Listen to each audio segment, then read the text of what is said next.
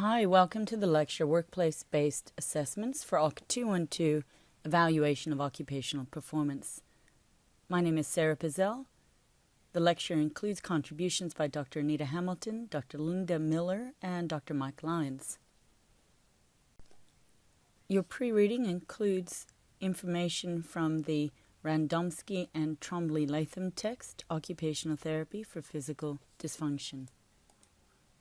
Let's consider the definition of work. Work includes activities needed for engaging in remunerative employment or volunteer activities. Includes all activities required to perform the role of worker or volunteer inside and outside of the house. This is from AOTA, as cited in Sanders.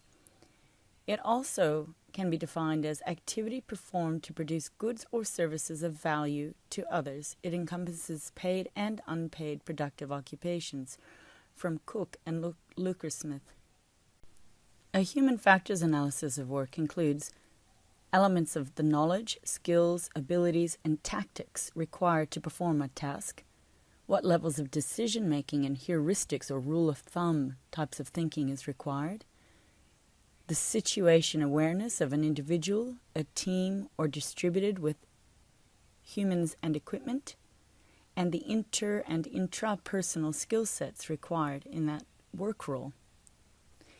Also consider cognitive demands generally, such as what the press or urgency is, the cognitive overload or underload and monotony, the autonomy in decision-making, and the level of complexity of that decision-making. When we design for diversity, we enact a framework of social and organizational justice. Simply, we help an organization meet their strategies to achieve inclusive work practice. This is also considered as human factors designed for diversity. When we consider the physical demands of a task, we may consider whether or not the task requires sedentary activity, what the static postural demands are, or the functional movement patterns, the awkwardness of postures or the repetition levels required, the exertion required to perform a task, and the exposure or duration of time in that task. We look also at environmental conditions and organizational systems. The physical activities may include sitting, standing, climbing, walking, bending, twisting, squatting, crouching, or reaching, for example. The types of descriptors that we use include what's the frequency, the repetition, the exposure, the intensity, the hazards, or the level of risk. And environmental conditions may be considered such as what is the thermal environment? Is there humidity, wind, terrain, rain, allergens, flora or fauna? Chemical exposures, trip hazards, electrical hazards. Is there noise or lighting that is troublesome? Are there vehicles or live traffic around? These are some of those questions. When we analyze a task, we look at what needs to be measured, and the measurement tools include a camera, video and still, force gauges for push, pull, or lift metrics, a stopwatch, a tape measure. You may bring questionnaires along, such as the Institute of Work Health Safety Culture Survey or discomfort surveys, and you may have apps to help with screening for acoustics, whole body or hand-arm vibration, or you may use calibrated tools for assessment. The methods include observation in the natural environment of simulated work performance and unstructured and semi-structured or structured interviews. A physical demands analysis may be undertaken, in which case you consider the job title for groups of workers, a general job description, the work hours and whether they're fixed, variable, or flexible, breaks that may be taken that are either structured or unstructured and spontaneous, the key, critical, and essential functions or tasks that are required for the work role, and a hierarchical task analysis, which means what occurs step by step and what are the contingencies. Tasks may be analyzed and broken down into components of tasks and different approaches or work tactics. In this example, there are many approaches to access hand controls in a vehicle. Exposures may vary, as well as repetition rate, and you may analyze the cycle time, the event, the number of events, and calculate what the level of repetition would be using ergonomic equations. On the other spectrum of work practice, once a task is analyzed, another provider may consider methods to assess a worker in relation to the task that needs to be performed. They will look at the worker's capacity to perform that task. This might be called a functional capacity evaluation. Functional capacity evaluation involves a series of activities or tests designed to determine an individual's ability to perform demands of work, and it outlines the individual's functional abilities and any limitations or accommodations that are required. Functional capacity evaluations are used to evaluate capacity or change in performance, to discriminate among elements of ability, levels of capacity, and any accommodation required, and to predict future work capacity. There's a skill to convey the effective analysis of performance through detailed clinical reporting. Functional capacity evaluations are undertaken in order to provide objective, third-party information about a person's capacity to undertake that range of activities and tasks required of a job role, and this helps to plan for rehabilitation services, provide a baseline assessment for ongoing rehabilitation, to plan for return to work if someone has had an injury, either at work or at home, to determine the level of entitlement for benefits, and for medical legal debate about effect of injury. Functional capacity evaluations may be conducted in purpose-built and designed assessment settings.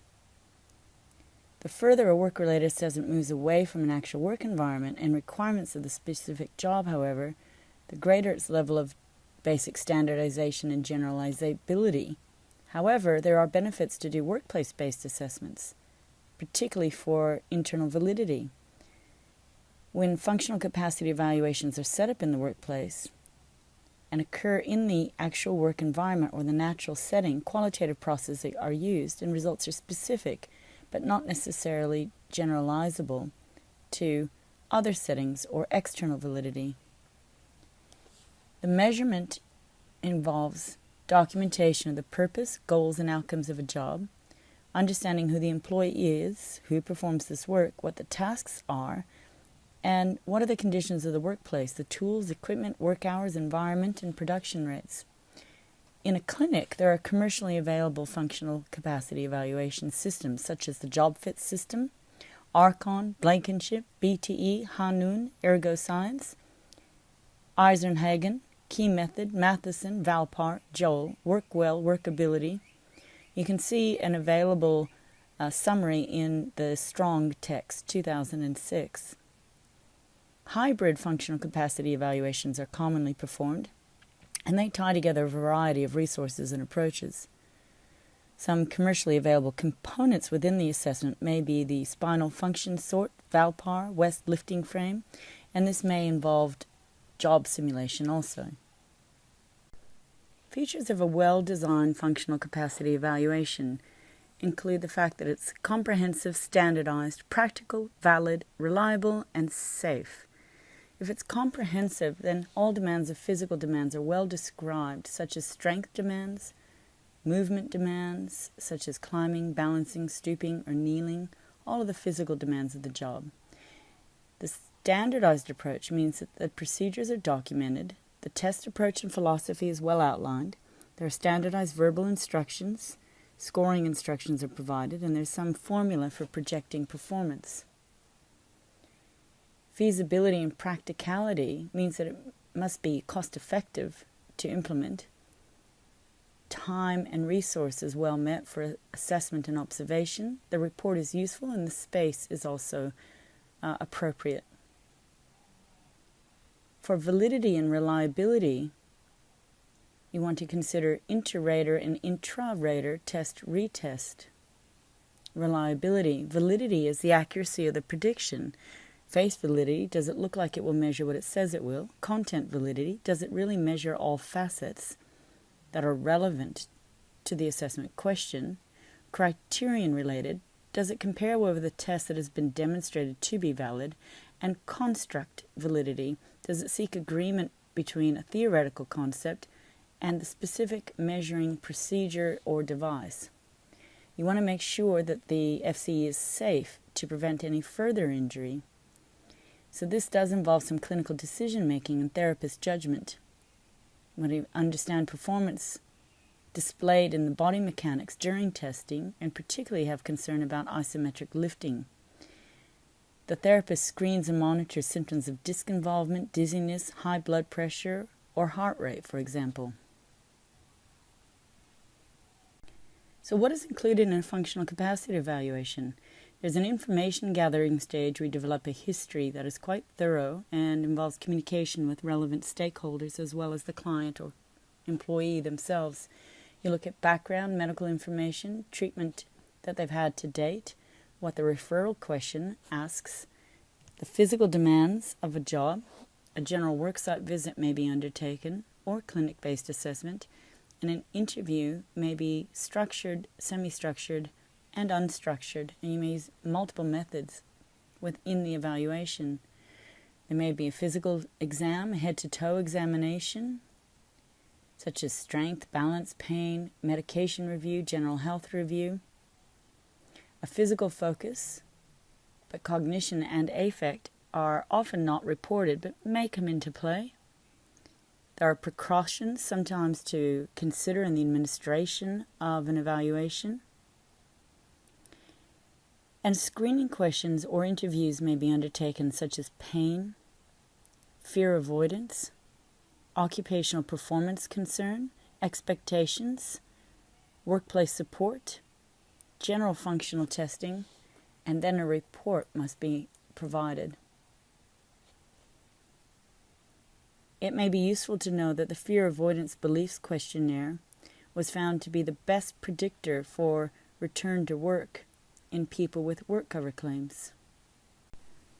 When considering the occupational profile of a worker, one may engage interview to better understand the worker role.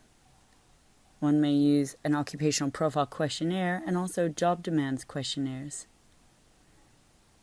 The issue of concern relates to physical, cognitive, and psychosocial capability. Examples of tools may include a common metric questionnaire, functional job analyses, position analysis questionnaire, a Fleischmann job analysis survey, or occupational information network, for example. Assessment of pain may be undertaken. For example, this 10-point scale, either numeric or graphic. Examples of pain questionnaires include the McGill pain questionnaire that involves a diagram or rating skills, word descriptions, the Tampa scale of kinesiophobia. The functional impact of pain on day-to-day life is what is concerned. And pain may be assessed before, during, at the end, or post-evaluation. Other factors to consider is whether medication is used to support or mask pain, what's the culture in which pain is considered, and fatigue and mood. It's important to note a term, malingering. This is a term that refers to fabricating or exaggerating symptoms of mental or physical disorder for a variety of secondary gain or motives. For example, financial compensation, that may be tied to fraud, avoiding school and attendance at school or work or military service, to obtain drugs, to have a lighter criminal sentence, or simply to attract attention and sympathy. So one must assess sincerity of effort. So how can we form an opinion about maximum effort? We evaluate the employee and educate the evaluee about the importance of giving their best effort in the functional capacity evaluation. We encourage the evaluee to try their best throughout the assessment. We look for physical signs such as exertion, including increased heart rate, blanching of knuckles, breath holding, compensatory movements, and movement patterns. We look for consistency with the condition related to severity, duration, and reports by other healthcare professionals. And if we detect sub-maximal effort, we remind the client why the best effort in the assessment is important. Inconsistent results can work against them. A musculoskeletal systems review is undertaken. This means that we look for baseline physical function, range of motion, strength, grip strength, cardiovascular, and other fitness levels. We compare with the movements and postures required of a task and how it's performed during functional capacity evaluation, and any changes at completion of assessments, for example, a decrease in range of motion, a complaint of pain, reduced strength, or any inflammation. Other outcomes of the review mean we have to consider safety prior to the evaluation, the history taking, and it enables us to establish rapport while we conduct assessment. This component of the evaluation is usually less than an hour to conduct, and it should be systematic. The least demanding tasks are performed first and layered in complexity. Joint assessment occurs for range of motion before strength, for example. Typically, we work systematically from the neck through to the upper limbs, the trunk, and lower limbs. Functional capacity evaluation equipment may involve a pinch grip, a power grip tool, Matheson functional range of motion, a Valpoir whole body range of motion assessment. Upper limb assessments may include the assessments for manual dexterity, fine motor dexterity, or hand tool dexterity, and sensation may be considered. General manual task performance may be assessed, for example, epic lift or carry capacities.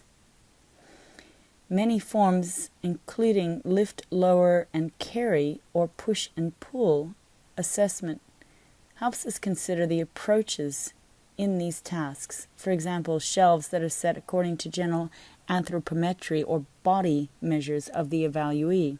Can you reach above shoulder? Can you reach to shoulder? Can you carry at wrist or knee height? Boxes and crates may have handholds. The weight may be unknown by the evaluee, so it's a surprise and the weights are masked. You may have uneven weight loads, for example, water-filled medicine balls. You may look at heart rate assessed during the assessment to perform these tasks, and a rating of exertion, such as the Borg's Perceived Exertion Scale. You might conduct standardized explanation and questions during an evaluation. There are YouTube video links about the EPIC functional capacity assessment components. A rehabilitation systems approach means that we consider how somebody will return to work and what support is required if they have had an injury either at work or away from work. We look at the functional limitations and capacities of a person, the essential tasks to be performed, the work environment, and we analyze demands of the task and consider the match with functional capacity performance. A worksite assessment is conducted to understand how things will work in the natural environment for the worker and the management or team with whom they work. The purpose, goals, and outcomes of the job is evaluated, and we meet with all stakeholders. For example, may have a discussion with the insurer, the team leader, the employer, the worker, and any medical or healthcare providers. Clarify the purpose of referral, obtain a written job description, complete a demands analysis and worksite assessment, and compare job demands with functional capabilities of the worker. There are a great number, several resources from which you may obtain further reading and references that have been used in presentation. Further reading and information and YouTube video links are provided also in Blackboard.